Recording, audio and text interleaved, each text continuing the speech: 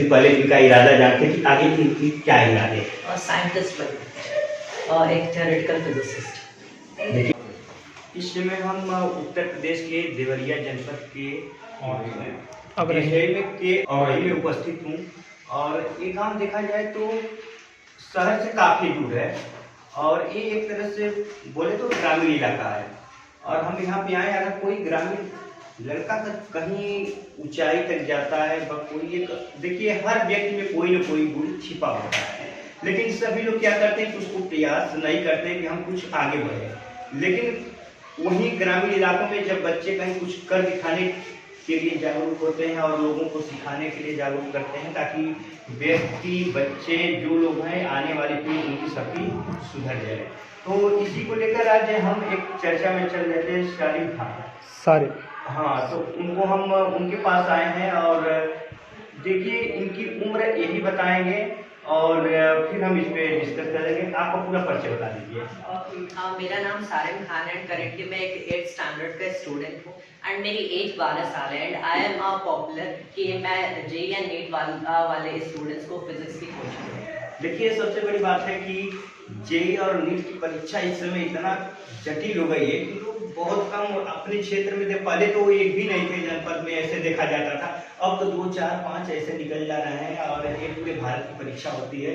और इन्होंने इतना मेहनत के बाद इतनी कम उम्र में इतने ज्यादा लोगों को ये शिक्षा दे रहे हैं और वो भी शिक्षा दे रहे हैं जो बहुत कठिन है। तो ये किस प्रकार देते हैं उसके बारे में बात करेंगे। कैसे आप लोगों को शिक्षा देते हैं? मैं ऑनलाइन अपने YouTube channel SK wonder kids पे उन्हें टीच करता हूँ ऑनलाइन। तो क्या वो लोग खुद प्रश्न करते हैं कि आप डायरेक्ट उनको बताते हैं, मतलब ऐसे क्वेश्चन आते हैं?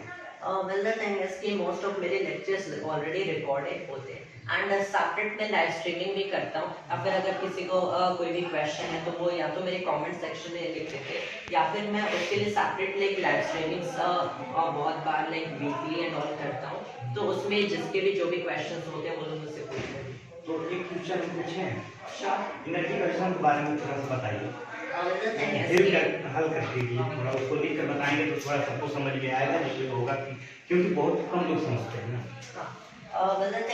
एनर्जी कंजर्वेशन बेसिकली हमारी ये स्टेट करती है कि अगर आपके पास कोई भी सिस्टम है, फर्स्ट ऑफ ऑल हम लोग एक सिस्टम को अगर आइसोलेटेड लेते हैं, so that's the best thing कि अगर हमारे पास कोई भी आइसोलेटेड सिस्टम है जिसमें से लेट्स से मास कहीं इंटर नहीं कर रहा या फिर कहीं लीव नहीं कर रहा, एक आइसोलेटेड सिस्टम एंड एक ऐसा सिस्टम जहाँ पे ओनली कंजर्वेटिव फोर्सेस एक्ट करती हैं, जहाँ पे ओनली कंजर्वेटिव फोर्सेस एक्ट करती हैं, तो उस सिस्टम में हम लोग कह सकते हैं कि जो टोटल एनर्जी हम लोग कंप्यूट करते हैं कि हमेशा एक कांस्टेंट वैल्यू रखती है, हमेशा इसकी वैल्यू एक कांस्टेंट होगी।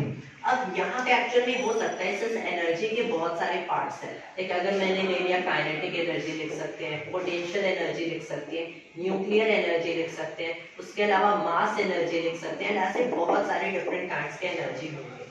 तो यहाँ पे अगर हम लोग इसको देखें, इन सारों का जो सम होगा ये हमेशा एक कांस्टेंट वैल्यू रखेगा।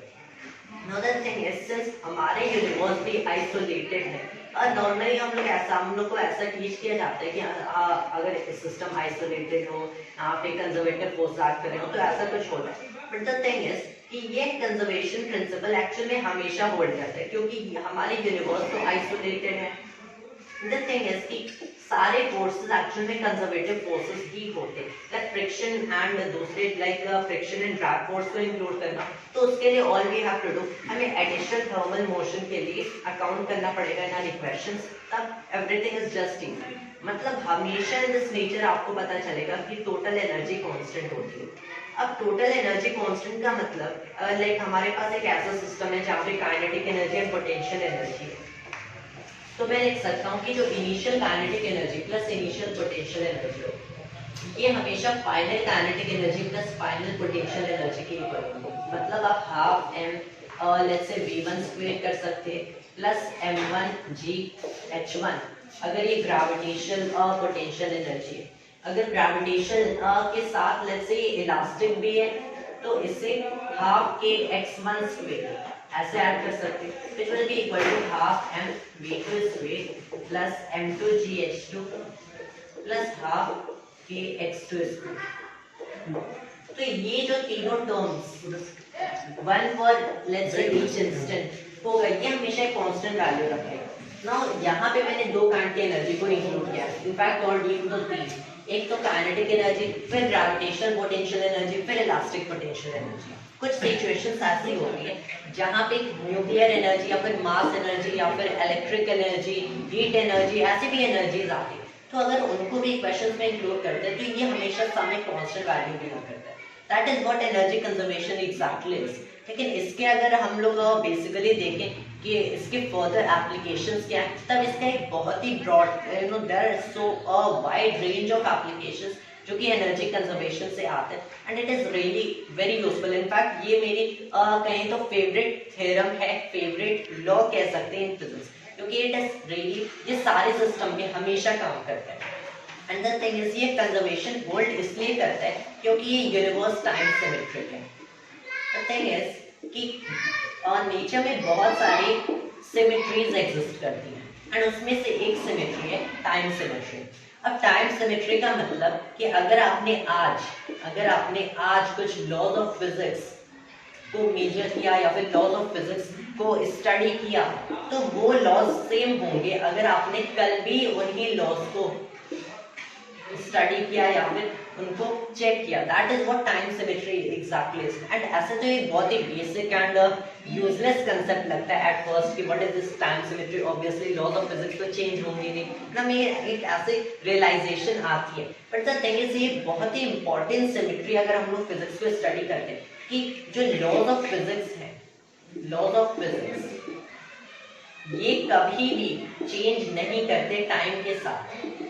And since laws of physics कभी भी चेंज नहीं करते टाइम के साथ, तो mathematically it's a bit lengthy, but mathematically इसी की वजह से एनर्जी हमेशा कंजर्व होती है,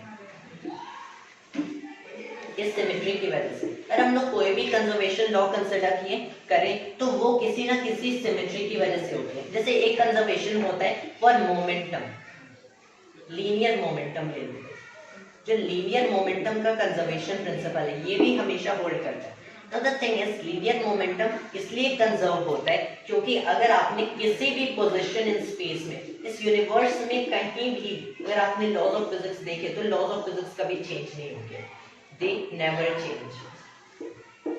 फिजिक्स हमेशा किसी भी पोजीशन इन यूनिवर्स में सेम होती है, इसकी वजह से लीनियर मोमेंटम कंजर्व होता है। एंगुलर मोमेंटम इसलिए कंजर्व होता है क्योंकि आपने किसी भी ओरिएंटेशन पे अगर फिजिक्स को चेक किया तो दैट इज सेम। तो although it might seem a bit kind of weird concept over here, लेकिन एक्चुअली जितने भी कंजर्वेशन लॉज रिजल्ट करते ये इस यूनिवर्स में सिमेट्रीज की वजह से आते हैं।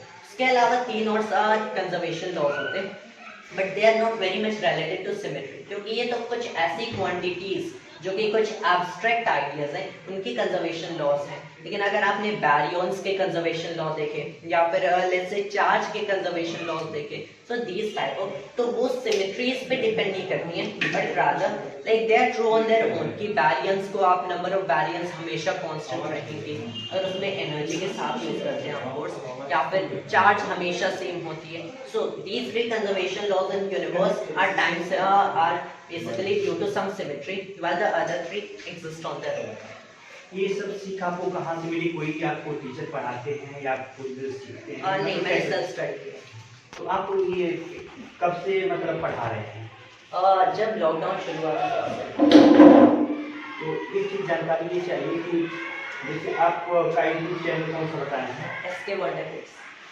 तो देखिए, इनका जो यूट्यूब चैनल है, आप लोग इनकी पूरी शिक्षा, जो भी आपको प्रश्न करना है, क्वेश्चन करना है, आप इनसे कर सकते हैं। और ये बताइए कि मतलब एक ही सब्जेक्ट पढ़ाते हैं कि और? मैं मोस्टली तो फिजिक्स ही पढ़ाता हूँ, बट समटाइम्स मैथ्स, कभी कभी। तो सबसे ज़्यादा अब तक कौन से प्रश्न आपसे पूछे गए हैं?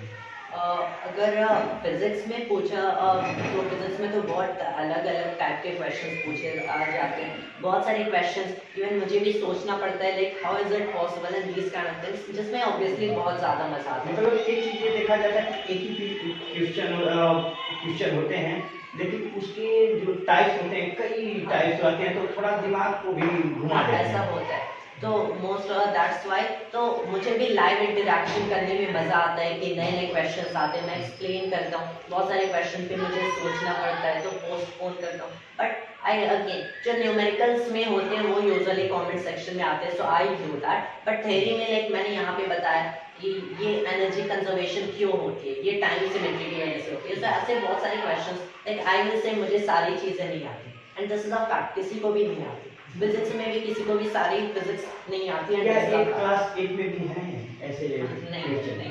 ऐसे नहीं है। तो एक चीज़ ये जानना चाहेंगे कि फैमिली बैकग्राउंड क्या है? फैमिली बैकग्राउंड इज सच कि मेरे फादर टीचर है एंड मेरी मदर भी एक टीचर है and government and private? Private. तो देखिए, इन्होंने इतना अच्छा सवाल कम समय में और इतनी कम उम्र में बता दिया, ताकि हम लोग भी बहुत ऐसी परीक्षाएं थी जिसमें ज़्यादा जोर देना पड़ता है दिमागों पे, फिलहाल उसमें भी तमाम मिस्टेक हो जाती हैं। लेकिन आपसे निवेदन है कि अगर किसी भी क्वेश्चन को फिजिक्स टाइप जैसे कोई भी क्वेश्चन हो तो इनके यूट्यूब पे जाके आप इनके कमेंट के जरिए आप इनसे खुद क्वेश्चन कर सकते हैं, आंसर एक खुद देंगे, जैसे चाहे वैसे आप कर सकते हैं। और बाकी हम इनके परिवार से भी मिलने की कोशिश करेंगे, लेकिन पहले इनका इरादा जानते हैं कि आगे की इनकी क्या इरादे हैं। साइंटिस्ट बनना और एक थ्योरेटिकल फिजिसिस्ट।